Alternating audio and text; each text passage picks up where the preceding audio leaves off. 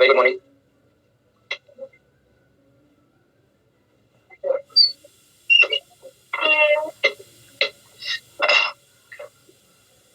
नहीं अनिशा जी, अभी तक मेरे पास इस बारे में कोई अपडेट नहीं है। चलिए, जो लोग ज्वाइन हो गए हैं आपके सामने क्वेश्चन है, बनाना स्टार्ट करें। अभिषेक जी, आई सपोज 14 सितंबर से आपकी ऑनलाइन क्लासेस स्टार्ट कीजिए। हाँ स्वामी जी, मैंने कहा था 10 मिनट पहले शुरू होगी, बट शायद कंप्यूटर वाइज सॉफ्टवेयर वाइज मुझे आइडिया नहीं था, इसलिए शुरू नहीं हो पाई। कोई बात नहीं, हम लोग क्लास के लास्ट में आउट क्लास लेंगे, कोई दिक्कत नहीं। चलिए, क्वेश्चन आपके सामने है सभी बच्चों से। जो हमने होमवर्क दिया था उसका डिस्कशन हम लास्ट में करेंगे। पहले जो टॉपिक चल रहा है उसको कंप्लीट करें। यस सुबह जी, कंफर्म है।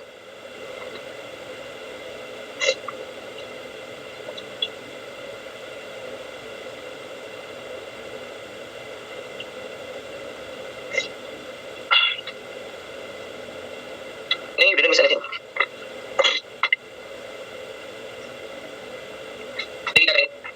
आपको चाहिए थर्ड ऑर्डर। अब हमारे पास अगर लैम्डा की बात करें तो दो फार्मूले हैं, h अपॉन m। और एक फार्मूला जो हमने कल पढ़ा था 2 r s n लैम्डा। पढ़े। अब अगर लैम्डा h अपॉन m भी है तो सबसे पहले तो आपको वेलोसिटी निकालनी पड़ेगी, और वेलोसिटी निकाल के पुट करनी पड़ेगी अगर आप पहला फार्मूला लगाते हैं। मैं दूसरा फार्मूला लगाऊंगा क्योंकि कैलकुलेशन दूसरे फार्मूले से मुझे लगता है आसान पढ़नी चाहिए। इज इक्वल्स टू n की वैल्यू है 3 लैम्डा। यहां से लैम्डा हो जाएगा 2 pi r by 3। 2 पाई है 3.14 डिवाइड बाय 3 इनटू रेडियस का फार्मूला क्या पढ़ा है आपने 0.529 n square by z n। यहां से ये तो हो जाएगा 1.04, तो यहां से होगा 2.08 into 0.529 into n square. n कौन सा है, थर्ड ऑर्बिट है, तो होगा 3 का स्क्वायर डिवाइडेड बाय हाइड्रोजन है z की वैल्यू 1 into एंगस्ट्रॉम है, तो इसको मैं बदलता हूं मीटर में, यहां से आ जाएगा 10 की पावर -10।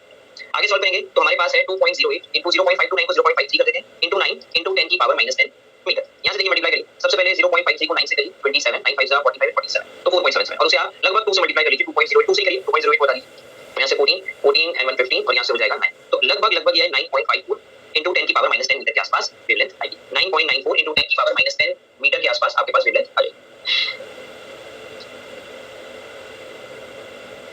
डी ब्रॉगली वेवलेंथ निकालनी है बेटा कुमार। उसने आपसे डी ब्रॉगली वेवलेंथ पूछी है, और डी ब्रॉगली वेवलेंथ का फार्मूला हमने पढ़ा है, lambda is h upon m या 2 पाई r बराबर है लैम्डा। 0.529 कैसे आया, यहां पे देखिए r क्या है, this r is radius of atom, और r का फार्मूला क्या होता है 0.529 n square by z angstrom, पढ़ा है ना हमने कल। रेडियस का फार्मूला बस वही फार्मूला हमने इस्तेमाल किया।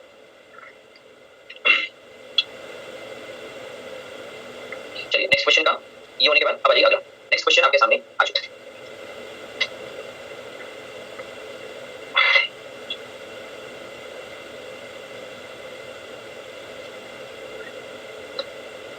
नहीं सोचिए कोई खास फर्क नहीं पड़ेगा, दोनों में से बेहतर कौन सी होती है, ऑफलाइन।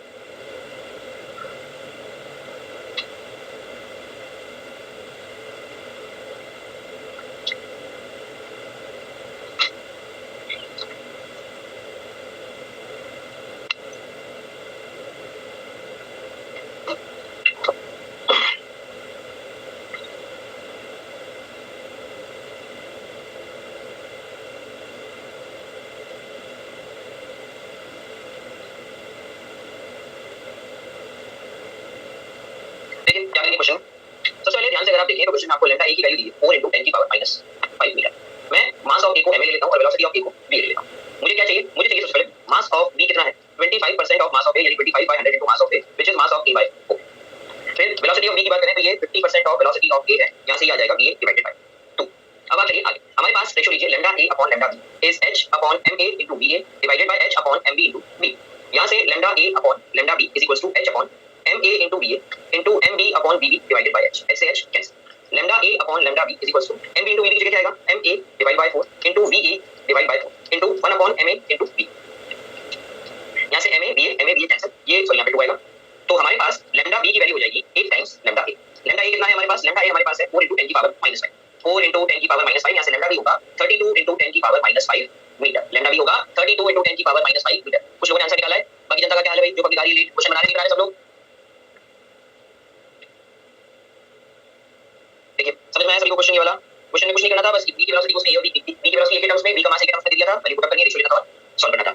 प्रिंटेड सॉल्यूशन देखें, सेकंड लास्ट स्टेप समझ में नहीं आया। देखिए सबसे पहले मैंने mb और vb की जगह वैल्यूज निकाली वो पुट कर दी, ma by 4 फिर va by 2 और 1 upon ma into v। यहां ma va कैंसिल हो गया, यहां से a उधर जाएगा, lambda b 3 times lambda a, वहां से पढ़ ली वैल्यू पुट करेंगे, सॉल्व करेंगे।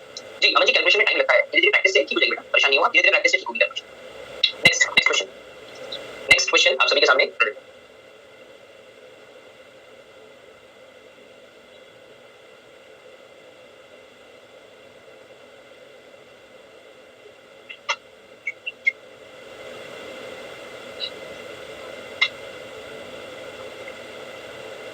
क्वेश्चन को सॉल्व करने के लिए लास्ट क्लास में देखो यहाँ इलेक्ट्रॉन और इलेक्ट्रॉन के लिए लास्ट क्लास में मैंने आपको एक शॉर्ट फॉर्मूला बताया था लैम्डा निकालने का under root 150 divide by d।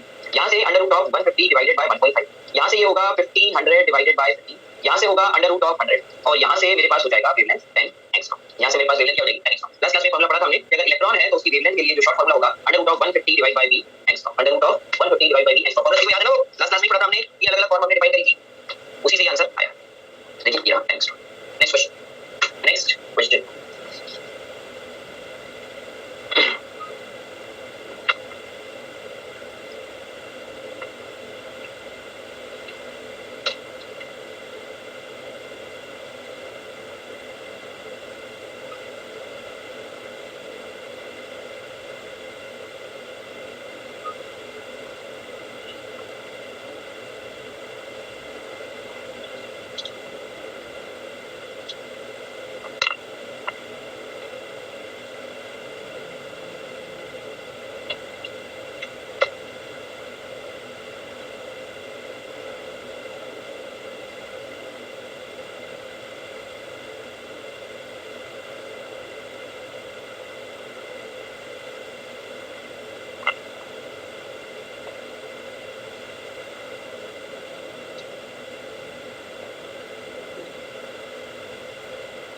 सबने बनाया, कोशिश करते हैं हम भी बनाने की। देखिए सबसे पहले प्रोटॉन की अंदर बात करें, प्रोटॉन होता है H+ और अल्फा पार्टिकल की बात करें तो He+। अब देखिए दोनों की स्पीड अगर सेम है, मान लीजिए हमने वेलोसिटी ऑफ प्रोटॉन और velocity of alpha particle same दिया हुआ है फर्स्ट क्वेश्चन। तो चलिए लैम्डा का रेशियो निकालने की कोशिश करते हैं। Lambda of proton divided by lambda of alpha particle is h upon mass of proton into velocity of proton divided by h upon mass of alpha particle into velocity of alpha particle. यहां से h upon mass of proton velocity of proton into नीचे वाले को ऊपर लिखेंगे तो velocity of alpha particle divide by h। ये cancel, दोनों की वेलोसिटी उसने आपको स्पीड सेम रखी तो स्पीड भी कैंसिल, यानी lambda p upon lambda of alpha particle is mass of alpha particle divided by mass of proton. Alpha particle की बात करूं 4 होता है, पहले भी आपको बता चुका हूं। इसमें 2 प्रोटॉन 2 न्यूट्रॉन होते हैं, पहले भी हमने डिफाइन किया है। तो मैं लिखूंगा तो 2 times mass of proton plus 2 times mass of neutron, लेकिन मास ऑफ प्रोटॉन और मास ऑफ न्यूट्रॉन सेम होता है, इसीलिए यहां से जो हम लिखेंगे वो लिखेंगे 4 times mass of proton divided by mass of proton. यहां से रेशियो आ जाएगा 4:1। रेशियो कितना आएगा 4:1। पार्ट 1 का आंसर काफी लोगों ने निकाल लिया। चलिए पार्ट 2 पे चलते हैं।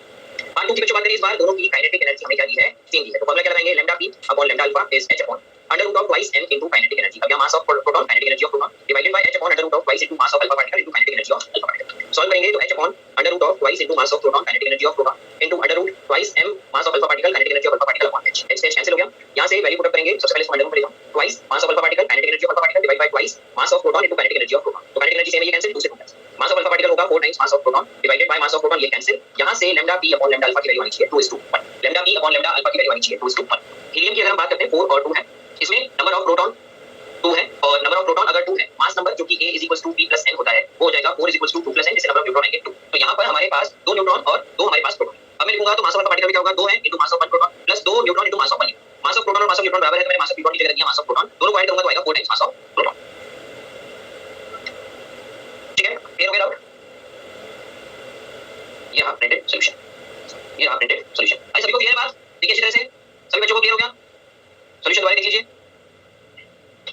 चलिए फिर आ जाइए अगले पॉइंट की बात करें, Heisenberg's uncertainty principle. Heisenberg's uncertainty principle. अब देखिए हाइसेनबर्ग अनसर्टेनिटी प्रिंसिपल आया कैसे और कहानी से। डी ब्रोगली इक्वेशन के हिसाब से एक बात तो तय हो गई। बोहर ने हमसे क्या कहा था कि इलेक्ट्रॉन इस सर्कुलर पाथ पे कंटीन्यूअसली घूमता रहेगा। बोहर ने क्या माना था, पार्टिकल नेचर माना था, जिसमें जैसे उन्होंने ये कहा कि इलेक्ट्रॉन इस सर्कुलर पाथ पे कंटीन्यूअसली घूमता रहेगा। लेकिन जैसे डी ब्रोगली आए, उन्होंने क्या कहा, डी ब्रोगली ने एक चमत्कारी बात कही। उन्होंने क्या कहा कि भाई इलेक्ट्रॉन या उसके जैसे जो माइक्रोस्कोपिक पार्टिकल्स हैं उनकी सारी प्रॉपर्टी आप पार्टिकल नेचर से एक्सप्लेन नहीं कर सकते, कुछ प्रॉपर्टीज वेव नेचर से एक्सप्लेन होगी। इसलिए इलेक्ट्रॉन और उसके जैसे पार्टिकल्स का नेचर क्या लिखेंगे हम लोग, डुअल नेचर लिखेंगे। डुअल नेचर लिखने के साथ उन्होंने एक नया कार्यक्रम कर दिया। उन्होंने कहा कि जिस रास्ते पे अब तक तुम इलेक्ट्रॉन को घुमा रहे थे, इलेक्ट्रॉन अब उस रास्ते पर नहीं घूमेगा, वो घूमेगा तो किसकी तरह, वेव की तरह। अब ये जो रास्ता मैंने आपके सामने डिफाइन किया है, इलेक्ट्रॉन इसी रास्ते पे कंटीन्यूअसली घूम रहा है। इलेक्ट्रॉन क्या कर रहा है, इसी रास्ते पे कंटीन्यूअसली घूम रहा है। जैसे ये बात डिफाइन हुआ, वैसे ही हाइसेनबर्ग को मौका नजर आया नोबेल प्राप्त करने। कैसे नजर आया उनको नोबेल प्राप्त करने का मौका? हाइसेनबर्ग ने ये देखा कि यार बोहर ने अपने जितने भी फार्मूले हैं उसमें उन्होंने जो कैलकुलेशन करी है वो तो सर्कुलर पाथ मानते हुए करी। बोहर ने अपने जितने भी फार्मूले में कैलकुलेशन करी है वो तो सब जगह उन्होंने सर्कुलर पाथ मान के कैलकुलेशन करी है, जबकि पाथ तो कैसा हो गया, वेव जैसा हो गया। तो उन्होंने ये बात कही कि भाई जब आप बोहर के हिसाब से चल रहे थे तो आपने इस पॉइंट पे वेलोसिटी डिटरमाइन करी और इसी पॉइंट पे आपने रेडियस डिटरमाइन किया बोहर के। लेकिन अब अगर मैं बात करता हूं तो अगर आप इस पॉइंट पे वेलोसिटी बताते हैं तो वेलोसिटी बताने के जब आप डिस्टेंस बताएंगे तो इलेक्ट्रॉन तो यहां ही, इलेक्ट्रॉन तो यहां। बोहर के हिसाब से अगर आपने इस पॉइंट पे वेलोसिटी बताई तो वेलोसिटी आपने बता दी, लेकिन जब रेडियस बताएंगे तो आपके इलेक्ट्रॉन को यहां मानते रेडियस बताएंगे, इलेक्ट्रॉन तो यहां की जगह क्या है, यहां चुका है। तो उन्होंने ये कहा कि भाई अब क्योंकि आपने वेव नेचर कंसीडर कर लिया है, तो जो पहले बोहर के हिसाब से आप रेडियस और वेलोसिटी सही बता पा रहे थे, अब आप दोनों में से एक बार में एक ही सही बता पाओगे। क्यों? क्योंकि अगर आपने वेलोसिटी सही बताई तो आप जहां इलेक्ट्रॉन को मानते हुए रेडियस निकाल रहे हैं, इलेक्ट्रॉन तो वहां ही नहीं। आप वेलोसिटी पॉइंट पे निकाल रहे हैं मतलब रेडियस इसी पॉइंट पे निकालेंगे, और रेडियस निकालने का मतलब क्या है, डिस्टेंस फ्रॉम न्यूक्लियस। क्या इलेक्ट्रॉन उस वक्त इस पॉइंट नंबर 1 पे है या इलेक्ट्रॉन पॉइंट नंबर 2 पे? इलेक्ट्रॉन तो उस वक्त पॉइंट नंबर 2 पे है। बोहर से जो आप डिस्टेंस निकाल, बोहर के फार्मूले से रेडियस के फार्मूले से जो आप डिस्टेंस निकालेंगे वो तो पॉइंट नंबर 1 की डिस्टेंस है, जबकि इलेक्ट्रॉन तो पॉइंट नंबर 1 पे है ही नहीं। इलेक्ट्रॉन का प्रेजेंट है, इलेक्ट्रॉन तो प्रेजेंट है पॉइंट नंबर 2 पे। दोनों ने अपनी डेफिनेशन दी कि it is impossible to simultaneously. Simultaneously का मतलब क्या हुआ, एक साथ दोनों चीजें एक साथ, the exact position and the exact momentum of a microscopic particle. आप इसको एग्जैक्ट मोमेंटम की जगह एग्जैक्ट वेलोसिटी भी कह सकते हैं, फॉर्मूले को मॉडिफाई भी कर सकते हैं। लेकिन ये मुद्दे की समझने की बात यही है कि जहां पहले 4 के मॉडल से आप एक ही पॉइंट पे न्यूक्लियस से डिस्टेंस यानी रेडियस और उसकी वेलोसिटी सही से बता पा रहे थे, वो अब वेव नेचर होने की वजह से आप दोनों एक साथ सही बता पाएंगे, दोनों में से कोई एक ही सही बता पाएंगे। मैं एक बार अपनी बात को दोबारा रिपीट कर देता हूं ताकि सभी लोग समझ लें। मान लीजिए आप इस पॉइंट की बात कर रहे हैं, आप इस पॉइंट पे रेडियस डिफाइन करेंगे, बहुत से रेडियस होगा और आप यहां वेलोसिटी। अब आपने वेलोसिटी कैलकुलेट कर ली, लेकिन जब आप रेडियस कैलकुलेट करने जाएंगे तो आपको इस पॉइंट को मानते हुए रेडियस डिस्टेंस निकालेंगे। सवाल ये है कि अगर आप डी ब्रॉगली इक्वेशन के बाद चीज को डिफाइन करते हैं तो आपका इलेक्ट्रॉन इस पोजीशन नंबर 3 पे है या पोजीशन नंबर 3 पे है, या आपका इलेक्ट्रॉन इस पोजीशन नंबर 4 पे। ऋषभ राज जी, आपका इलेक्ट्रॉन पोजीशन नंबर 3 पे है या पोजीशन नंबर 4 पे? पोजीशन नंबर 4 पे। आप बोर्ड से जो डिस्टेंस निकालेंगे वो किसकी निकालेंगे? पॉइंट नंबर 3 की निकालेंगे। तो क्या आने वाली डिस्टेंस को सही कहा जा सकता है? आने वाली डिस्टेंस को क्या सही कहा जा सकता है? नहीं कहा जा सकता। बस यही बात हाइसेनबर्ग ने बताई थी। हाइसेनबर्ग ने क्या कहा? हाइसेनबर्ग ने ये कहा कि दोनों को एक साथ बताना पॉसिबल नहीं है। कब गया पूछा जी? एक सिंपल सा सवाल मेरा ये है, ये जो वेव का रास्ता आप देख रहे हैं जिसमें मैं कह रहा हूं कि इलेक्ट्रॉन घूम रहा है, इस पे इलेक्ट्रॉन घूम रहा है वेलोसिटी ऑफ लाइट, इस पे इलेक्ट्रॉन घूम रहा है वेलोसिटी ऑफ लाइट यानी 3 × 10 की पावर 8 मीटर पर सेकंड। अब आपका सवाल ये कि सर माइक्रोस्कोपिक क्यों नहीं? तो मेरा सवाल उस पे सीधा ये है कि अगर इलेक्ट्रॉन की जगह मैं यहां पे अपने आप को खड़ा कर दूं तो क्या लगता है आपको इस वेव वाले पाथ में मैं 3 × 10 की पावर 8 मीटर पर सेकंड से भाग पाऊंगा? क्या लगता है इस इलेक्ट्रॉन की जगह पे अगर इस रास्ते पे मैं अपने आप को खड़ा कर दूं तो क्या विचार है आपका कागज कि मैं भाग पाऊंगा? कंसीडरिंग आप 82 किलो वजन भी ले साथ, या चलिए मान लीजिए अपने बैच में से किसी भी पर्सन को लड़के को उठा लीजिए जिसका 30-35 किलो वजन है, क्या वो भी इस पाथ पे वेव वाले पाथ पे 3 × 10 की पावर 8 यानी वेलोसिटी ऑफ लाइट से भाग पाएगा? नहीं भाग पाएगा। और अगर नहीं भाग पाएगा तो इसका मतलब क्या होगा कि माइक्रोस्कोपिक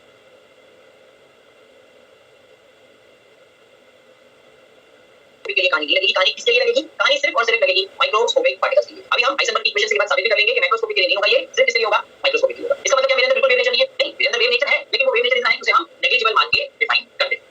क्या यहां तक का स्टेटमेंट सभी को क्लियर हो गया? सूरज वर्मा जी, वेव बात पे इलेक्ट्रॉन जो होगा वो वेव के नेचर, वेव के पाथ पे चलता है। यहां तक की बात सभी बच्चों को समझ में आ गई? अंशु गंगवार जी, जहां वेव क्रॉस होगा उस पॉइंट पे निकालेंगे, कैसे पता करेंगे उस पॉइंट पे है? और क्या कहेंगे आप इलेक्ट्रॉन से कि भैया तुम इस पॉइंट पे जब आओ, पॉइंट नंबर 5 पे आओ तो रुक जाना, मुझे रेडियस और वेलोसिटी निकालनी। भैया की बात ये कि जब इस 5 नंबर पॉइंट पे मैं आऊंगा तब निकाल लो रेडियस और वेलोसिटी। लेकिन ये कैसे कहेंगे इलेक्ट्रॉन को किस पॉइंट पे रुक जाना, तो मुझे रेडियस और वेलोसिटी निकालनी। समझ गए अंशु जी? जब भी आपके मन में एक चीज हमेशा ध्यान रखिए, जब भी आपके मन में डाउट्स आए, इन डाउट्स को हमेशा ध्यान दीजिए। मैं जब भी आपके डाउट क्लियर कर रहा हूं, रियल लाइफ एग्जांपल यूज कर रहा हूं, कोशिश कीजिए जब आपने डाउट आते हैं उसे रियल लाइफ एग्जांपल से कंपेयर करने की, आपको जवाब बहुत आसानी से मिल जाएगा और आप भूलेंगे खुद के साथ रियल लाइफ में वाली चीज को भूलते हैं। जी सिस्टम जी, ये सिर्फ और सिर्फ माइक्रोस्कोपिक के लिए, माइक्रोस्कोपिक के लिए वैलिड नहीं। चलिए अब चलते हैं सेकंड पॉइंट। मैथमेटिकली क्या कहते हैं? Uncertainty in measurement of position, जिसे हम कहते हैं delta x, and uncertainty in momentum, जिसे हम डेल्टा पी कहते हैं। ये आपस में रिलेट कैसे होती है? देखिए आपके सामने बराबर करते हुए 3-4 फार्मूला है। अभी कहानी है क्या? एक्चुअल रिलेशन है delta x dot delta p is greater than equal to h/4। भयानक सी इक्वेशन है, इनइक्वालिटी। हम बायो वाले हैं, इक्वालिटी से हमारा क्या काम है? बिल्कुल इनइक्वालिटी से आपका कोई काम नहीं। फिलहाल हमने वो रिलेशन दिया है जिसकी बात हाइसेनबर्ग ने की। अब क्योंकि हम बायो वाले हैं, हमारा तो इक्वालिटी से कोई लेना देना नहीं है, आपका इक्वालिटी से कोई लेना देना नहीं है। आपके लिए सिर्फ आपके सवालों को सॉल्व करने के लिए ये delta x dot delta p is equal to h/4 pi हो जाएगा। मतलब आपका काम इक्वालिटी से नहीं पड़ेगा। ये एक्सप्रेशन हाइसेनबर्ग का दिया हुआ है, ये एक्सप्रेशन ए से रहेगा। लेकिन हाइसेनबर्ग का एक्सप्रेशन बदल गया मैंने। मैं हाइसेनबर्ग से बिल्कुल दुश्मनी नहीं लेना चाहता, उनका एक्सप्रेशन बदल के उनकी आत्मा को पीछे लगाने का कोई पॉइंट नहीं है। हमने क्या कहा है? हाइसेनबर्ग का एक्सप्रेशन है delta x dot delta p is greater than equal to h/4 pi, वो अपनी जगह सही। लेकिन हमारे सॉल्व करने के लिए हमारे रिस्पेक्ट पे जितनी कैलकुलेशन हम करेंगे उसमें हम इनइक्वालिटी को इक्वालिटी में बदल देंगे। Delta x dot delta p is equal to h/4 pi. बात क्लियर है सभी को? इक्वालिटी से सॉल्व करने में हमें सारे सवाल आएंगे, कहीं इक्वालिटी नहीं आएगी, ग्रेटर देन का साइन हमारे किसी काम का नहीं है। अब delta x dot delta p is equal to h/4 pi, क्योंकि डेल्टा पी की अगर हम बात करें, पी की बात करें सबसे पहले, पी की अगर हम बात करें तो पी क्या होता है? m * p, देखिए यहां p delta p is equal to m * delta v होगा। यहां से डेल्टा पी की जगह m डेल्टा v रख दीजिए, देखिए मैंने डेल्टा पी की जगह यहां m डेल्टा v लिखा है, greater than equal to h/4 pi. यहां से delta x dot delta v m को लेकर राइट साइड में greater than equal to h/m/4 pi. हमारे लिए क्या हो जाएगा? ये delta x dot delta v is equal to h/4m pi. हमारे लिए रिलेशन क्या हो गया? इनइक्वालिटी पड़ी। अब इसमें एक बार जो उन्होंने क्वेश्चन पूछ रखा है, वो क्वेश्चन को इन्होंने थोड़ा सा केमिस्ट्री के साथ फिजिक्स का ज्ञान उन्होंने बीच में तोड़ दिया। क्या किया इन्होंने? डेल्टा पी को बदलना चाहा फोर्स और एनर्जी में, तो क्या किया? Delta T upon delta T से मल्टीप्लाई करके लिख रहा है। या इन्होंने क्या किया है? Delta x dot delta P को था delta T upon delta T से मल्टीप्लाई किया h/4, फिर delta P upon delta T, इसे delta P upon delta T, ये कहलाता है डेल्टा एफ। इन्होंने पुट किया डेल्टा एफ और बाद में delta F dot delta X को इन्होंने कर दिया डेल्टा ई। ये दोनों बातें जो है फिजिक्स से हमने उधार ली है। अगर आपको आती है तो उधार नहीं है, अगर आपको नहीं आती है तो मेरी बात का भरोसा करने के लिए आपके पास और कोई चारा नहीं है। जब आप फिजिक्स पढ़ेंगे तो आपको मेरी बात का भरोसा हो जाएगा। तो यहां से पहला रिलेशन जो आएगा आपके पास वो है delta x dot delta F और into delta T is greater than h/4 pi. और जो एग्जाम में पूछा था एक बार नहीं कि कौन सी सही है, यानी हाइसेनबर्ग अनसर्टेनिटी प्रिंसिपल की गिवन फॉर्म्स में से कौन सी सही है, उसमें delta E dot delta T is greater than equal to h/4 pi. दोबारा एक बार मैं रिपीट कर देता हूं। सबसे पहले हमने फार्मूला लिखा था delta x dot delta T is greater than equal to h/4 pi. F is force, E is energy and small t is v is velocity, x is position या distance and t is momentum। अब देखिए delta x और delta p is greater than equal to h/4 pi. जहां equality होगी वहां हमारे लिए क्या हो जाएगी? इक्वालिटी। फिर हमने t बराबर m लिखा, जानते हैं हम, तो t बराबर m से डेल्टा p बराबर m डेल्टा p है, जहां delta x dot m delta p greater than equal to h/4 pi. m को लेफ्ट हैंड साइड से राइट हैंड साइड में लिख दीजिए, तो delta x dot delta p is greater than equal to h/4 pi. यहां से define करेंगे तो हमारे पास delta x dot delta p equality हमारे काम की, हमारे काम की इक्वालिटी इज h/4 पाई। फिर अब आगे देखिए हमने डेल्टा p से चाहते हैं डेल्टा यानी फोर्स पे जाना, मोमेंटम को बदलना है फोर्स में, तो हमने क्या किया? Delta t upon delta t से मल्टीप्लाई। फिर delta p upon delta t होता है चेंज इन फोर्स, यानी मोमेंटम डिवाइड बाय टाइम होता है फोर्स, और फोर्स इनटू डिस्टेंस होता है एनर्जी। तो यहां से क्या डिस्प्लेसमेंट होता है? एनर्जी। यहां से delta p upon delta t को हमने डेल्टा f कर दिया और delta f into delta x को हमने डेल्टा e कर दिया। तो एक रिलेशन हमारे पास आ गया। नंबर 1 रिलेशन ये है, नंबर 2 रिलेशन ये है एंड नंबर 3 रिलेशन ये है। थर्ड वाले पे मैंने स्टार इसलिए लगाया क्योंकि ये नीट में पूछा जा चुका है एक बार कि delta e dot delta t is greater than h/4 pi.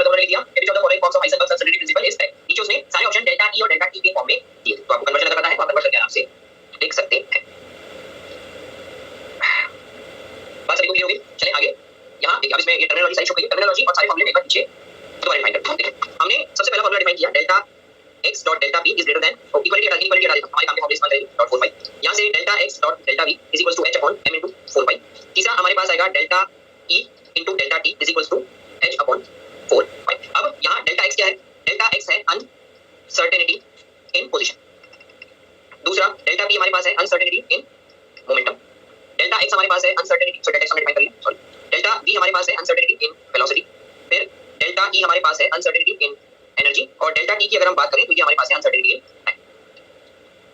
Terminology आपके सामने आ चुकी है। अब देखिए हमने फॉर्मूले में यहाँ जो ये h अपॉन 4 लिखा है इसकी एक शॉर्ट वैल्यू है जो आपको याद होनी चाहिए, h अपॉन 4 इज 0.527 10 की पावर -34 जूल सेकंड, 0.527 into 10 की पावर -34 जूल सेकंड, क्लियर है। अब देखिए इसी रिलेशन की आपने रिलेशन लिखा delta x dot delta v is h upon m into 4 अब बात आते हैं माइक्रोस्कोपिक और माइक्रोस्कोपिक की बात हम डिफाइन कर लेते हैं। यहां से मान लीजिए मेरे पास डेल्टा x की अगर मैं बात करता हूं डेल्टा v, तो delta v is h upon m into 4 pi into 1 upon delta x। अगर पहले पार्ट के हिसाब से चलो कि डेल्टा x को आपने क्या रख दिया 0, डेल्टा x 0 रखने का मतलब क्या है, डेल्टा x 0 रखने का मतलब है कि एरर इन पोजीशन इज 0, यानी आपकी पोजीशन कैसी है एक्यूरेट, आपकी पोजीशन कैसी है एक्यूरेट है। अगर आपकी पोजीशन एक्यूरेट है तो देखिए यहां से डेल्टा v कैसा आ जाएगा इंफिनिटी, यानी आपकी जो वेलोसिटी है वो पूरी तरीके से क्या आएगी, गलत आएगी, क्योंकि इंफिनिटी कोई डिफाइंड वैल्यू नहीं। दूसरा इसी को लिखने के लिए अगर मेरे को delta v equals to h upon 4 pi into 1 upon delta x, इस बार अगर आप मान लीजिए सॉरी उल्टा लिख दिया, यहां आएगा डेल्टा x और यहां आएगा डेल्टा, इस बार मैंने डेल्टा v को क्या कर दिया, अगर मैंने डेल्टा v को 0 कर दिया तो देखिए डेल्टा x की वैल्यू क्या आ जाएगी, डेल्टा v 0 होने का मतलब क्या है, अगर आपकी वेलोसिटी एक्यूरेट है तो आपके पास जो पोजीशन आएगी उसमें एरर कितना होगा 100% एरर मान लीजिए, या इसे आप क्या कह सकते हैं एरर किसके बराबर है, इंफिनिटी के बराबर एरर आपके पास आ जाएगा। बात क्लियर है, बिल्कुल दोनों पॉइंट बिल्कुल क्लियर है। अब यहां से माइक्रोस्कोप को माइक्रोस्कोप कैसे क्लियर हुआ, देखिए हम लोग जब बात करते हैं किस चीज की माइक्रोस्कोप, मान लीजिए मैं एक पोजीशन पे खड़ा हूं, मेरी पोजीशन फिक्स है, यहां मेरी पोजीशन फिक्स है, अगर मेरी पोजीशन फिक्स है तो जो डिस्टेंस है जो वेलोसिटी उसमें क्या आ जाएगा इंफिनिटी आ जाएगा, लेकिन ये वेलोसिटी इंफिनिटी किसके लिए आ रही है, डेल्टा v का चेंज इंफिनिटी के लिए आ रहा है माइक्रोस्कोपिक पार्टिकल्स के लिए। माइक्रोस्कोप की कहानी तो क्या हो गया पहले डिफाइन हो चुकी है, क्योंकि हम लोग स्पीड ऑफ लाइट से ट्रैवल नहीं कर सकते किसी भी वेव के पाथ पे, इसलिए हमारे लिए वो कहानी एप्लीकेबल नहीं है। इंफिनिटी के बराबर देखिए why are we using change in velocity not particular velocity. अब जी हमारा कहना ये है कि जो वेलोसिटी आ रही है उस वेलोसिटी में कुछ एरर आएगा, आप जो वेलोसिटी बोर से अगर आपने बोर के अकॉर्डिंग रेडियस और डिस्टेंस कैलकुलेट कर लिया एक्यूरेट, तो वेलोसिटी में कुछ एरर आएगा, यहां हम उस एरर की बात, ये डेल्टा x बराबर इंफिनिटी या डेल्टा v बराबर इंफिनिटी का मतलब है एरर की वैल्यू मैक्सिमम होगी, एरर की वैल्यू मैक्सिमम होगी, डेल्टा v बराबर इंफिनिटी का मतलब यहां जो आ रहा है इसका इंटरप्रिटेशन है वो ये है कि हमारे पास जो एरर आएगा वेलोसिटी में वो मैक्सिमम आएगा कब, जब पोजीशन आपकी कैसी होगी एक्यूरेट। इसी तरह से सेकंड केस में अगर आप देखिए अगर आपके पास जो वेलोसिटी है वो एक्यूरेट है तो आपकी पोजीशन एरर जो है वो कैसा आएगा मैक्सिमम आएगा, या इंफिनिटी दिख रहा है एक्सप्रेशन के हिसाब से, इसका फिजिकल इंटरप्रिटेशन ये होगा कि हमारे पास जो डिस्टेंस है यानी रेडियस है उसमें एरर जो है वो कैसा आएगा मैक्सिमम आएगा। क्लियर है मेरी बात, यहां से ये दोनों पॉइंट हमने इसी तरह से डिफाइन सिर्फ किए हैं, एक्सप्रेशन के बेस पे हमने कंपैरिजन कर लिया, सिर्फ कहना एक ही चीज चाहते हैं बोर के हिसाब से सबसे पहले ध्यान से बोर की बात सुनिए, मैंने चलिए सुनिए आपका सुनिए बोर के हिसाब से जब हम बात करते हैं तो बोर का मॉडल सिर्फ पार्टिकल नेचर की बात करता है, वहां भी मैंने बताई थी ये बात कि बोर का मॉडल सिर्फ और सिर्फ पार्टिकल नेचर को कंसीडर करता है, लेकिन जैसे ही आप डी ब्रॉगली की इक्वेशन को कंपैरिजन में लाते हैं तो डी ब्रॉगली ने साफ कर दिया था कि सिर्फ पार्टिकल नेचर नहीं होता है, पार्टिकल और वेव नेचर दोनों, इसलिए हमें वेव नेचर को कंसीडर करना पड़ता है। बोर का मॉडल गलत नहीं था, बोर ने जो अपनी लिमिटेशन बताई थी बोर ने साफ कर दिया था कि मैं पार्टिकल नेचर मानने में कंफ्यूज कर रहा हूं, वेव नेचर तो बात का आया ना, और वेव नेचर अगर बात का आया तो वेव नेचर के हिसाब से हमने कैलकुलेशन करी, वेव नेचर के हिसाब से जो गलतियां हुई उसको हम बता रहे हैं। हाइसेनबर्ग ने सिर्फ जो बताया था वो इतना सा था कि अगर इलेक्ट्रॉन का पाथ सर्कुलर होने की जगह अब उसी ऑर्बिट पे वेव की तरह इलेक्ट्रॉन चलेगा तो रेडियस और वेलोसिटी दोनों एक साथ सही सही बताना संभव नहीं है, एक ही चीज सही है, अगर आपने रेडियस पूरी तरह से सही बता दिया तो वेलोसिटी एरर आएगा, अगर आपने वेलोसिटी पूरी तरह से सही बता दी तो रेडियस यानी डिस्टेंस पे क्या आएगा एरर आएगा। मैं यहां हाइसेनबर्ग के एक्सप्रेशन से मैथमेटिकली ये बताने की कोशिश कर रहा हूं कि अगर आपने एक चीज को एक्यूरेट लिया, जैसे केस नंबर 1 को लीजिए, केस नंबर 1 में मैंने डेल्टा x को 0 रखा, डेल्टा x 0 लेने का मतलब क्या है, पोजीशन में जो अनसर्टेनिटी यानी अनिश्चितता थी वो क्या हो गई 0, पोजीशन में अनिश्चितता यानी अनसर्टेनिटी 0 होने का मतलब हो गया कि पोजीशन कैसी है एक्यूरेट। अगर पोजीशन एक्यूरेट है मतलब जो डेल्टा v की वैल्यू आ जाएगी वो कैसी होगी इंफिनिटी होगी, यानी एरर इन वेलोसिटी इंफिनिटी का मतलब error in velocity is maximum, क्यों, क्योंकि आपकी पोजीशन एक्चुअली क्या है एक्यूरेट है। केस नंबर 2 पे आइए, केस नंबर 2 में उल्टा किया, इस बार मैंने डेल्टा v को 0 कर दिया यानी मैंने वेलोसिटी को क्या बनाया एक्यूरेट बनाया, अगर वेलोसिटी को एक्यूरेट बनाया तो एक्सप्रेशन से डेल्टा x बराबर क्या आ रहा है इंफिनिटी, डेल्टा x बराबर इंफिनिटी का फिजिकल मतलब ये है कि जो एरर इन पोजीशन है वो मैक्सिमम होगा, एरर इन पोजीशन क्या है मैक्सिमम होगा। क्या मेरी बात अब क्लियर है, दोनों पॉइंट्स में समझ आ रहे हैं। अनसर्टेनिटी का मीनिंग समझाने के लिए एरर है, uncertainty is not equal to error, समझाने के लिए मैं अनसर्टेनिटी को एरर ले रहा हूं ताकि आपको ये बात क्लियर हो। लक्ष्मी कुशवाहा जी, चेंज एरर जो है ना अनसर्टेनिटी वो 0, अगर किसी चीज में एरर 0 है, किसी वैल्यू में एरर 0 है तो मतलब वो एक्यूरेट वैल्यू नहीं ना। अब देखिए क्वेश्चन पे चलने से पहले एक इंपॉर्टेंट बात और मैं डिफाइन करता हूं, लेफ्ट साइड पे डिफाइन कर रहा हूं, delta x dot delta v is equals to h upon m into 4 pi। मैंने आपसे क्या कहा था कि हाइसेनबर्ग का जो कांसेप्ट है वो सिर्फ माइक्रोस्कोपिक पार्टिकल्स पे लगेगा, मैक्रोस्कोपिक पे नहीं लगेगा। वजह देखिए हमारे पास अगर मैंने मास पढ़ा है, माइक्रोस्कोपिक पार्टिकल का मतलब क्या है मास पड़ेगा, अगर यहां मैंने मास की वैल्यू बढ़ाई तो क्या मैं कह सकता हूं ये ओवरऑल वैल्यू जो है वो घटेगी, अगर मैंने मास की वैल्यू बढ़ाई तो ये ओवरऑल वैल्यू घटेगी, अगर ओवरऑल वैल्यू घटेगी मतलब delta x dot delta v की वैल्यू घटेगी, और delta x dot delta v की वैल्यू घटने का मतलब क्या है, जो आपके पास एरर आ रहा था या अनसर्टेनिटी आ रही थी पोजीशन इन और वेलोसिटी में वो भी कम होगी। अच्छा ये अनसर्टेनिटी किसकी वजह से आ रही थी, ये अनसर्टेनिटी वेव नेचर की वजह से आ रही थी, यानी हमारे जैसे माइक्रोस्कोपिक पार्टिकल्स के लिए हमारे जैसे मैक्रोस्कोपिक पार्टिकल्स के केस में वेव नेचर बहुत कम होता है, क्योंकि हमारा मास बहुत ज्यादा होता है, जैसे जैसे मास घटेगा वैसे वैसे वेव नेचर भी क्या होता जाएगा बढ़ता जाएगा, इसलिए हाइसेनबर्ग का अनसर्टेनिटी प्रिंसिपल सिर्फ और सिर्फ माइक्रोस्कोपिक पार्टिकल्स पे एप्लीकेबल है, मैक्रोस्कोपिक पे एप्लीकेबल नहीं। फरा जी जो फिक्स्ड पाथ है वो है सर्कुलर पाथ एज पर, लेकिन जब हम बात करते हैं मोहम्मद अकीब राजा जी फॉर्मूले में भी होता है, वो कहां गया, कौन से फॉर्मूले में होता है और कहां चला गया। जिन लोगों के डाउट्स मैं चैट पे से पढ़ के क्लियर कर रहा हूं वो डाउट्स पे ध्यान दें, बाकी जगह से मेरी रिक्वेस्ट है क्वेश्चन आपके सामने क्वेश्चन करना स्टार्ट करें। फॉर्मूला हमने तीनों पढ़ लिए हैं, delta x dot delta p is equals to h upon 4 pi और दूसरा formula delta x dot delta v is equals to h upon m into 4 पाई।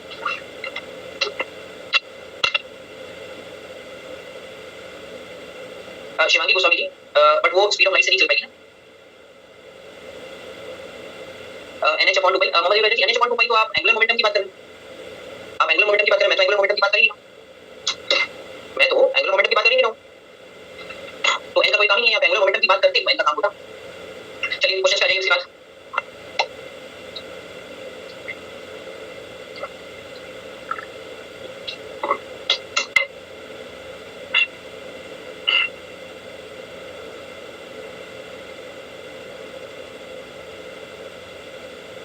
बेटा m into delta v momentum होता है Rishi Kumar ji, m into delta v delta p उसका position का कोई नाम नहीं है, डेल्टा x का बेटा। और इन आंसर देना शुरू कर दिया, वेरी गुड। चलिए हम लोग आगे बढ़ते हैं। हमारे पास है डेल्टा p, हमारे पास है delta p is equals to m delta p। यहां से हमें डेल्टा v निकालना है तो होगा delta p divided by m, delta p divided by m, delta p की वैल्यू है 10 की पावर -15। ठीक है, 10 की पावर -15 में मास जो है वो किलोग्राम में होगा, यानी इलेक्ट्रॉन का मास आपको किस में रखना पड़ेगा बच्चों, किलोग्राम में रखना पड़ेगा। यहां से मेरे पास आएगा 10 की पावर 16 डिवाइडेड बाय 9.1, इसे मैं 10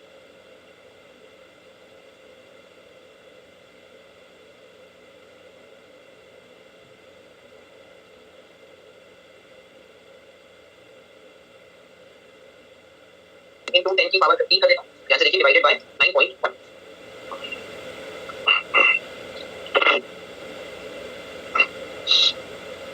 तो यहां से ये वैल्यू आ जाएगी लगभग 1.1 into 10 की पावर -15 मीटर पर सेकंड। दूसरा हमें चाहिए delta x dot delta v, sorry delta x dot delta v is equals to h upon 4 pi. यहां से डेल्टा x की वैल्यू हो जाएगी h अपॉन 4 पाई कितना है 0.527 into 10 की power -34 divided by delta p होगा 10 की पावर -30।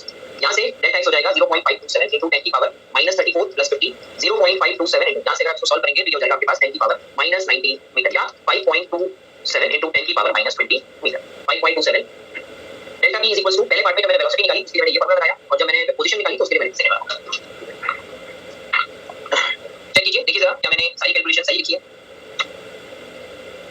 चेक करके आंसर सही निकाला है हमने, बिल्कुल 1.1 into 10 की पावर 15 और 5.27 into 10 की पावर -20। आ रहा है सभी लोगों का, देखिए जरा ध्यान से। क्लास में आधी जनता की तो लगता है अभी तक नींद पूरी हुई।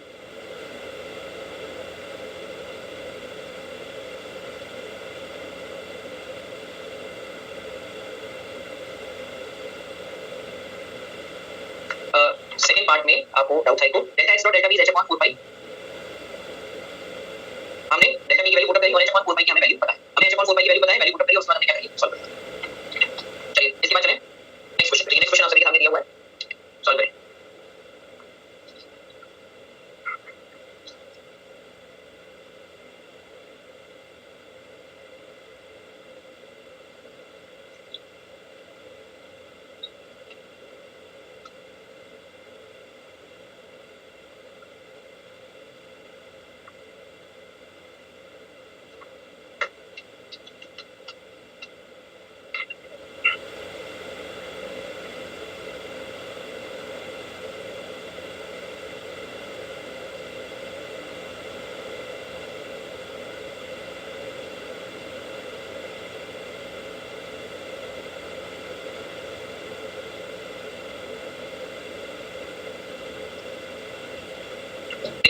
सबसे पहले डेल्टा x की अगर मैं बात करता हूं तो डेल्टा x होगा 10 की पावर -10 मीटर। हमें चाहिए अनसर्टेनिटी इन वेलोसिटी यानी डेल्टा v, तो delta x dot delta v is h upon m into 4 पाई होगा, इलेक्ट्रॉन की बात हो रही है। यहां से डेल्टा v की अगर हम बात करेंगे h अपॉन 4 पाई मैंने आपको बताया था 0.527 into 10 की power -34 divided by mass of electron 9.1 into 10 की पावर -31 और साथ में आएगी डेल्टा x जो कि है 10 की पावर -10। यहां से कैंसिल होकर आएगा 10 की पावर -3, डेल्टा v की वैल्यू हो जाएगी 0.527 डिवाइडेड बाय 9.1 into 10 की पावर 7। इसे मैं बना देता हूं 52.7 into 10 की पावर 5 डिवाइड बाय 9.1। यहां से आप इसे 9 से डिवाइड करेंगे तो रफली आंसर आना चाहिए 6 into 10 की पावर, अप्रोक्सीमेटली आंसर आना चाहिए 6 into 10 की पावर 5 मीटर पर सेकंड। डेल्टा डेल्टा v की वैल्यू अप्रोक्सीमेटली 6 into 10 की पावर 5 मीटर पर सेकंड। लोगों ने एग्जैक्ट निकाला 5.8, बहुत बढ़िया, वेरी गुड, 5.8 निकाला। बेटा h अपॉन 4 पाई के लिए जो वैल्यू है वो है 0.527 into 10 की पावर -34। देखिए मैं नीचे भी बताइए, एक बार और दिखा देता हूं आपको, ये h अपॉन 4 पाई 0.527 into 10 की पावर -34, यहां से h अपॉन 4 पाई से ये 5.8 into 10 की पावर 5 बिल्कुल सही निकाला। Next question,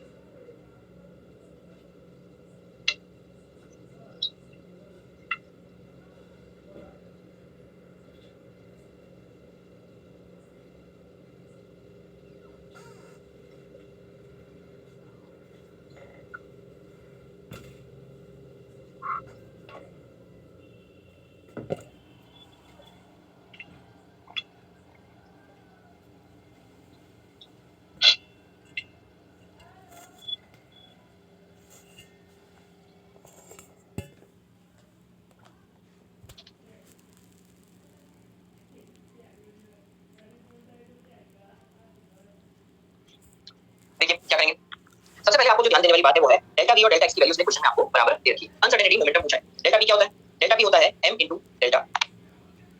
then find uncertainty in momentum in terms of mass और अनसर्टेनिटी इन वेलोसिटी आपको दी हुई है। तो यहां से अगर आप डेल्टा p को डिफाइन करेंगे तो delta v m delta x के बराबर भी यहां से डिफाइन हो जाएगा। m डेल्टा x के बराबर भी यहां से क्या हो जाएगा बच्चों? डिफाइन हो जाएगा। राइट। अब आगे देखिए, अब इसमें जब हम डिफाइन करेंगे delta x dot delta v is equal to h upon 4 यहां से जब आप डिफाइन करेंगे डेल्टा x की जगह लिखेंगे क्या? Delta v dot delta v is equal to h upon 4 दोनों जगह में चेंज किया हुआ क्योंकि डेल्टा p और डेल्टा v मोमेंटम लिखना कुछ गड़बड़ हो गया यहां सॉल्व करने। मोमेंटम लिखना कुछ गड़बड़ हो गया इसमें, क्वेश्चन में कुछ गड़बड़ दिया इन्होंने। अच्छा, इनका पूछने का तरीका दूसरा। ओके, यहां से ये जो पूछना चाहते हैं उसमें इन्होंने सिंपल सी कहानी डिफाइन कर दी। क्या कहानी डिफाइन कर दी देखिए, वो मैं आपको बताता हूं। सबसे पहले इसको हटा दीजिए। यहां से हमारे पास है delta x dot delta v is equal to h upon 4 यहां से डेल्टा v को डेल्टा x को आप रिप्लेस कर दीजिए डेल्टा v से। यहां से आएगा h अपॉन 4 डेल्टा v का स्क्वायर हमारे पास होगा h अपॉन 4 दोनों साइड अंडर रूट ले लूंगा तो डेल्टा v हो जाएगा under root of h upon 4 delta v की वैल्यू हम अच्छी तरह से जानते हैं, होती है m इनटू डेल्टा v। यहां से डेल्टा v होगा m इनटू डेल्टा v की जगह पे आ जाएगा h अपॉन 4 यहां से इसमें m भी आएगा, सॉरी यहां m भी आएगा और ये m आएगा। यहां से अब इसे आप लिखिए, इसे मैं लिख रहा हूं अंडर रूट ऑफ m का square into h upon 4 m। यहां से m और under root m cancel, delta p की वैल्यू आनी चाहिए under root of mh upon 4 delta p की वैल्यू आनी चाहिए under root of mh upon 4 जैसा कि काफी जनों ने निकाला भी है कि mh अपॉन 4 यहां से बस दोनों को आपस में रिलेट करके आपको वैल्यू ये कोई फार्मूला है नहीं, ये क्योंकि अनसर्टेनिटी पोजीशन और अनसर्टेनिटी वेलोसिटी को हमने सेम लिया हुआ है इसीलिए हमारे पास ये रिलेशन डिफाइन हुआ है mh अपॉन 4 अच्छा, अब एक चीज और ध्यान दीजिए, ऑप्शन देने वाला यहां आपको कंफ्यूज किस चीज पे कर सकता है? Under root of mh upon 4 लिखने के बजाय mh upon pi into 1 upon, ऐसा भी आपको एक ऑप्शन दिख सकता है। ऐसा भी आपको एक ऑप्शन दिख सकता है, यानी ऐसे भी वो लिख दे 1 अपॉन 4 mh अपॉन पाई। तीसरा ऑप्शन आपको दिखेगा twice under root mh upon pi और चौथा ऑप्शन आपको दिखेगा 4 under root mh upon pi. Answer first वाला होगा। ये लिखने के बजाय चार ऑप्शन आपको इस तरीके से भी नजर आ सकते हैं जिसमें वो जो 1 अपॉन 4 है उसमें से 2 को क्या करें बाहर निकाल लें और उसके हिसाब से और एक ऑप्शन को क्या करें अरेंज करें। इसलिए हमेशा ध्यान रखिए क्वेश्चन सॉल्व करने से के साथ साथ ऑप्शंस पे भी हमें नजर रखनी है क्योंकि हमारा आंसर जो है ऑप्शंस के हिसाब से हमें एडजस्ट करना पड़ेगा। लास्ट लाइन समझ में क्या समझ में आया? या हमने यहां m था, m को मैं अंडर रूट ऑफ m का अगर स्क्वायर करता हूं ये किसके बराबर है? m के बराबर है। तो मैंने m को अंडर रूट ऑफ m का स्क्वायर लिखा, यहां नीचे अंडर रूट ऑफ m था, यहां ऊपर स्क्वायर था, तो मैंने अंडर रूट ऑफ m और स्क्वायर कैंसिल कर दिया। इस अंडर रूट ऑफ m को अंदर ले गया तो यहां से mh अपॉन 4 पाई है। प्रीति जी आई होप आपका डाउट क्लियर हो गया। इन टर्म्स ऑफ मास का मतलब ये मास दिखा है, देखिए सॉल्यूशन देखिए, ये मास दिख रहा है इन टर्म्स ऑफ मास। इसमें h 4 तो क्या है? सब वेरिएबल है, मास एक अलग चीज है, जैसे जैसे पार्टिकल बदलेगा वैसे वैसे मास बदलेगा, इसलिए इन टर्म्स ऑफ मास।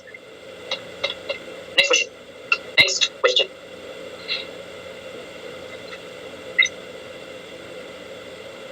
आवाज अटक रही है, नेट पे कुछ प्रॉब्लम होगी क्या?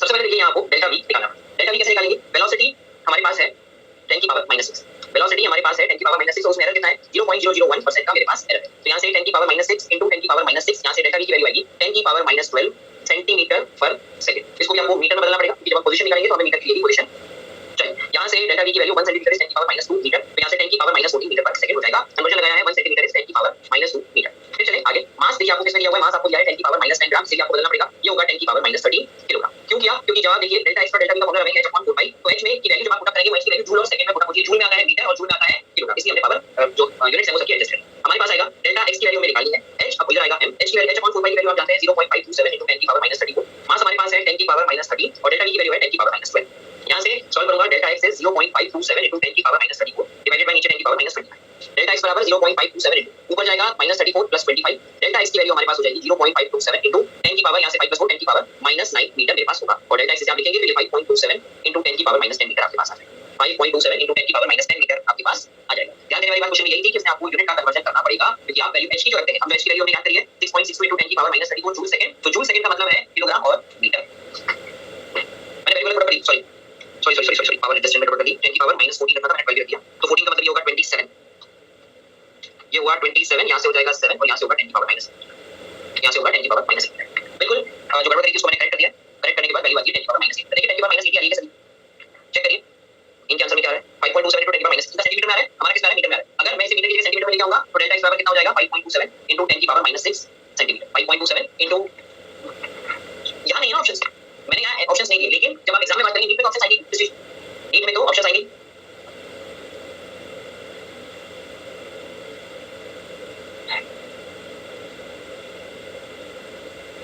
बस इसमें ध्यान रखने वाली बात जो थी वो था एरर के लिए उसने आपको दिया हुआ था परसेंटेज और वेलोसिटी दी थी, तो परसेंटेज और वेलोसिटी से आपको सबसे पहले डेल्टा v निकालना था।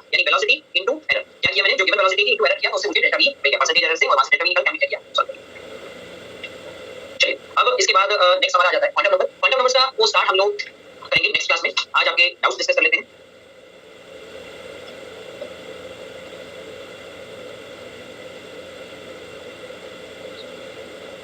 अभी डाउट्स मत दीजिएगा, फिलहाल मेरा ध्यान डाउट्स पे नहीं है, चैट लंबी हो जाएगी, ढूंढने में दिक्कत लगेगा, 2 मिनट वेट कीजिए। मुझे ब्लैंक स्लाइड ऐड कर लेने दीजिए इसके अंदर।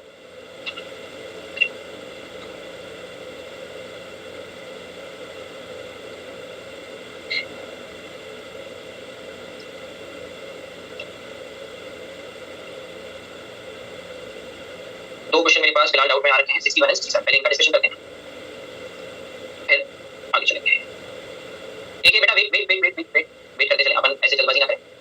क्वेश्चन नंबर 55 डाउट में आ रखा है। चलिए क्वेश्चन नंबर 55 में देखिए, हीलियम के अंदर 2 इलेक्ट्रॉन है। आपको नीचे ऑप्शन से ऐसा ऑप्शन छांटना है जिसमें 2 इलेक्ट्रॉन हो, वही आपका हो जाएगा। कौन सा? वही आपका हो जाएगा स्पेक्ट्रम सिमिलर। फिर इसके बाद देखिए मेरे पास क्या आ रहे हैं, ratio of minimum frequency of Lyman and bound series. ये question number 59 Rashid Sharma ji class discussion है, आप इसमें क्लास डिस्कशन से चेक करें। ऊपर मेरे पास 63 एक बहुत ज्यादा डाउट में आ रहा है। क्वेश्चन 63 देखिए क्या है, द रेशियो सॉरी यहां question number 63, wavelength of photon obtained by electronic transition between H atom and singly ionised helium atom is इतना। दोनों वेवलेंथ का रेशियो पूछा है। देखिए क्वेश्चन नंबर 63 में सबसे पहले 1 lambda of hydrogen 1 lambda of He plus is r hydrogen के लिए Z1, और जहां तक मेरा अंदाजा है ट्रांजिशन 2 लेवल का सेम है, 1/n1 square minus 1/n2 square upon r into 2 का square 1/n1 square minus 1/n2 square. ये कैंसिल, r से r कैंसिल। यहां से होगा lambda of He plus divided by lambda of H is 1/4। अब देखिए उसने आपसे क्या कहा है, हाइड्रोजन के लिए उसने लैम्डा 1 दिया है, यानी ये लैम्डा 2 अपॉन लैम्डा 1 इज 1/4। यहां से लैम्डा 1 इज 4 टाइम्स लैम्डा 2 आपके पास रिलेशन आ जाएगा, या लैम्डा 2 इज लैम्डा 1/4 आपके पास रिलेशन आ जाएगा। ऑप्शन देखिए जो भी हो उसे मैच करें। क्वेश्चन नंबर 63 के बाद एक क्वेश्चन आ रहा है 67 और 68। क्वेश्चन नंबर 67 देखिए, 67 की अगर मैं बात करता हूं तो 67 के लिए the first Lyman transition in hydrogen atom has energy अगर same energy is absorbed in the second power transition. तो देखिए डेल्टा E हमारे पास होगा 13.6 सॉरी z स्क्वायर। अब हमें z की वैल्यू एक्चुअल में निकालनी है इनटू सेकंड पावर ट्रांजिशन का मतलब हो गया 4 से 2 तो 1/2 स्क्वायर माइनस 1/4 स्क्वायर। यहां से 10.2 is 13.6 into z square. Solve करूंगा 16 - 4 डिवाइडेड बाय 16 इनटू 4। 4 से अगर हम इसे सॉल्व करते हैं तो यहां से आएगा 4 3 12 3.4। इस 3.4 से कैंसिल करेंगे तो जहां तक मेरा अंदाजा ये 3 टाइम्स आना चाहिए। बिल्कुल, तो यहां से 3 is equal to z square 12/16। यहां से 4 3 12 4 4 16, 3 से 3 कैंसिल, z स्क्वायर बराबर आएगा 4, तो यहां से z बराबर आ जाएगा 2। इसका मतलब ये He प्लस की बात करेगा। Question number 67। नंबर 68 भी लोग पूछ रहे हैं, लिमिटिंग लाइन का मतलब है जो लास्ट लाइन यानी n1 तो हमारे पास कहां से शुरू होगा इंफिनिटी से, और n2 की वैल्यू इंफिनिटी और n1 की वैल्यू किसके बात कर रहा है, बाबा सीरीज के 2 की बात कर रहा है। तो 1/λ is equal to c sorry frequency is equal to c upon lambda cr z square 1/n1 square minus 1/n2 square. यहां से वैल्यू पुट अप करके आपको सॉल्व करना है। क्वेश्चन नंबर 61 और क्वेश्चन नंबर 55 बिल्कुल सिमिलर है, उसमें कोई याद दिक्कत वाली बात नहीं। क्वेश्चन नंबर 63 डिस्कस हो चुका है। क्वेश्चन नंबर 72 देखिए, 72 में आपको याद करना है, हमने अरिथमेटिक प्रोग्रेशन नाम की चीज पढ़ी। अरिथमेटिक प्रोग्रेशन नाम की चीज पढ़ी जिसमें हमने डिफाइन किया था। तो अरिथमेटिक प्रोग्रेशन आप स्लाइड देखिएगा, जहां पे मैंने पहली बार टोटल नंबर स्पेक्ट्रम का फॉर्मूला बताया था, वहां पे फॉर्मूला भी लिखा हुआ है 1 से लेके x - 1 तक ऐड करेंगे फॉर्मूला। क्वेश्चन नंबर 60 बिल्कुल सिंपल है, मैक्सिमम एनर्जी या मैक्सिमम फ्रीक्वेंसी लाइमन की होती है। आंसर पूरा हो जाएगा। 61 हो चुका है, 67 हो चुका है, 72 हो चुका है, 63 हो चुका है, 158 की बात हो रही है। 58 क्या है देखिए जरा, which of the following has highest energy. आप बताइए अंजू जी, लास्ट क्लास में मैंने बताया था 4 है तो उसमें से मैक्सिमम एनर्जी किसकी होगी, Lyman. 65 the ratio of wavelength, इसमें बहुत सिंपल है। 65 में शेषरी सिर्फ आपको वो पुट अप करनी है। देखिए डिवीजन के लिए z की वैल्यू 1 लेनी है, ध्यान रखिएगा। और एक चीज देखिए, एक और इंपॉर्टेंट चीज बता देता हूं, 1/λ 1/λ। जब आप सॉल्व करते हैं ना, अगर उसने आपसे लैम्डा 1/λ2 पूछा है तो आप तो यहां से सॉल्व करके निकालेंगे वो लैम्डा 2/λ1 आए, इसलिए उसका रिवर्स होना जरूरी है, लैम्डा 1/λ2 निकालें। 58 68 भी आउट आ गया, 68 हो गया। आगे 65 58 आपके पास हो सकता है। क्वेश्चन नंबर 77 57 की बात कर रहे हैं कोई बेटा, 4 लाइनें 4 आपको है आपके पास, मैक्सिमम एनर्जी किसकी होगी, लाइमन की होगी 57 अनुपम पाठक की। क्वेश्चन नंबर 77 क्या हो गया, 77 आ गया। हां 77 बेटा, जो पहला ट्रांजिशन है उसके लिए चेंज इन एनर्जी की वैल्यू होती है delta E equal to 10.2 electron volt. अगर 10.2 इलेक्ट्रॉन वोल्ट से आपने कम की एनर्जी दी तो इलेक्ट्रॉन n = 1 से जंप नहीं करेगा, और अगर जंप नहीं करेगा तो नंबर स्पेक्ट्रल लाइन हो जाएगी। 78 में तो आपको सॉल्व करना है, खाली थोड़ी सी कैलकुलेशन आपको दिक्कत आएगी। 78 की कैलकुलेशन में आपको करनी पड़ेगी। 73 देखिए, क्वेश्चन नंबर 73 में सभी लोग ध्यान से देखिए, डायग्राम में आपको सारी लाइंस दी है एमिशन। हमें एब्जॉर्प्शन चाहिए, एब्जॉर्प्शन हायर से लोअर लोअर से हायर होता है। सभी लाइंस का जो आपके पास लाइंस है 73 क्वेश्चन में, उसका एरो उल्टा कर, उल्टा करने के बाद जब आप देखेंगे तो जो ए वाली है वो है ग्राउंड स्टेट, x b और c। x है first state n = 1 n = 2, b है सेकंड, और c है आपके पास थर्ड। ग्राउंड स्टेट जो है वो ये है। अब एब्जॉर्प्शन किससे होता है, हमेशा ग्राउंड स्टेट से होता है। तो 1 2 और 3 को लेने की कौन सी एब्जॉर्प्शन वाली, क्योंकि 4 5 और 6 एब्जॉर्प्शन नहीं रही। क्वेश्चन नंबर 73 मैंने अच्छा 68 तक किया था तो सॉरी, फिर इसके आगे काम डिस्कस करेंगे, वैसे हमने डिस्कस करी है 68 से 69 से 78 तक और डिस्कस करेंगे नेक्स्ट क्लास। और एक चीज और ऐड कर दूं,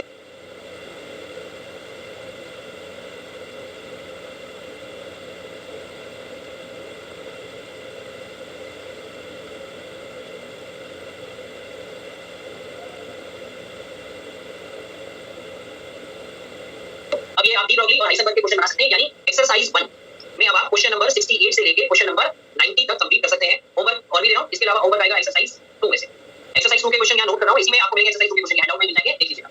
question number 3, question number 5, question number 7, then question number 11, question number 12, question number 15, then 15 के